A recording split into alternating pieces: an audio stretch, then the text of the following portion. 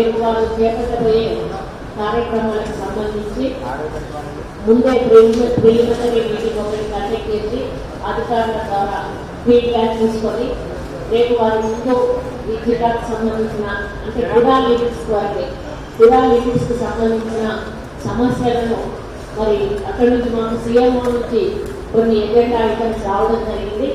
వాటి మీద power point presentations తయారు చేస్తూ మరి వాటికి ఉన్నటువంటి సమస్యలు ఏంటి, వాటికి కావాల్సినటువంటి ఫండ్స్ ఏంటి, ప్రభుత్వం నుంచి మాకు అందవలసిన సహాయం ఏంటి, ఇవన్నీ కూడా వివరంగా మేము ఈరోజు డిస్కస్ చేసుకోవడం జరిగింది. రేపు ముఖ్యమంత్రి గారు వచ్చిన తర్వాత ఈరోజు వారు ఇచ్చిన ఎజెండాలోని ఐటమ్స్ని ప్రతి ఒక్కటి కూడా వివరంగా ముఖ్యమంత్రి గారు నోటీస్ తీసుకోవడం జరుగుతుంది. ముందుగా ముఖ్యమంత్రి గారు 1 వరకు 12 స్టార్ట్ అవుతారు హైదరాబాద్ నుంచి. 1 వరకు టెక్స్టైల్ పార్క్లో ల్యాండ్ అవుతారు.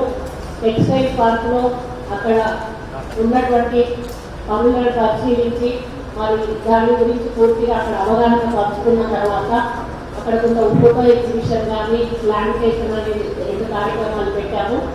ఆ తర్వాత మరి రోడ్డు వారు వస్తూ మరి మన సూపర్ స్పెషాలిటీ హాస్పిటల్ దగ్గర ఆగి ఆ హాస్పిటల్లో జరుగుతున్న పనులు కానీ ఎందుకు మరి ఆలస్యం అవుతా ఉంది, ఎంత త్వరగా కానీ ఓపెనింగ్ చేసి మరి ప్రజలకు అంకితం చేయాలనే విషయం మీద కన్సర్న్ ఏజెన్సీ వాళ్ళతో మాట్లాడి తెలుసుకొని మరి ఆ తర్వాత డైరెక్ట్గా ఇక్కడ కలెక్టర్ ఆఫీస్కి వచ్చి ఇక్కడ రివ్యూ ఏర్పాటు చేసి ఈ ఎజెండా ఐటమ్స్ మీద వారు రివ్యూ చేసినాక వారు నిర్ణయాలు తీసుకొని ముఖ్యంగా గతంలో ఎలక్షన్ సమయంలో వచ్చినప్పుడు ముఖ్యమంత్రి గారు ఒకటే చెప్పారు, హైదరాబాద్ తర్వాత అతిపెద్ద నగరము వరంగల్, 2వ రాజధానిగా దీన్ని అభివృద్ధి చేయాలనే లక్ష్యంతో మేము ముందుకెళ్తా ఉన్నాము.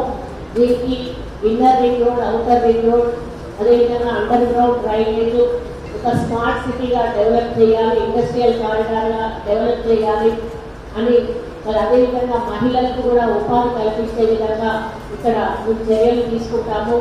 ఈ విధంగా అన్ని రకాల వరంగల్ని అభివృద్ధి పథంలో ముందుకు నడిపిస్తామనేటువంటి మాట